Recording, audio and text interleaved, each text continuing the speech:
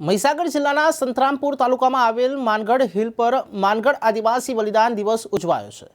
ગતરોજ કેબિનેટ આદિજાતિ વિકાસ પ્રાથમિક માધ્યમિક અને પ્રૌઢ શિક્ષણ મંત્રી ડોક્ટર કુબેર ડિંડોરે માગસરી પૂનમ પર આદિવાસી પરંપરાગત ચાલતી આવતી પરંપરા અનુસાર માનગઢની 64 કિલોમીટરની લાંબી પરિક્રમા માટે રથને પ્રસ્થાન કરાવી પરિક્રમા કરી ધન્યતા અનુભવી અને શંખનાદ કર્યો।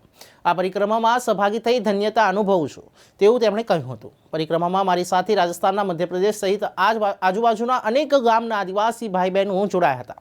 ત્યારબાદ ત્યાંના સ્થાનિક સરપંચના નિવાસસ્થાને ભક્તજનોને ભોજન પીરસી અને તેમની સાથે પ્રસાદી લીધી હતી। સાથે સંતગણ સામાજિક આગેવાનો ગોવિંદ ગુરુના અનુયાયીઓ અને ખૂબ મોટી સંખ્યામાં આદિવાસી ભાઈ બહેનો જોડાયા હતા। આ પ્રસંગે તાલુકા પંચાયતના પ્રમુખ હરેશ વળવાઈ, ગામના સરપંચ ભેમાભાઈ ભંડારા, સરપંચ ભલાભાઈ સહિત સરપંચશ્રીઓ, ગ્રામજનો અને મોટી સંખ્યામાં ભક્તજનો જોડાયા।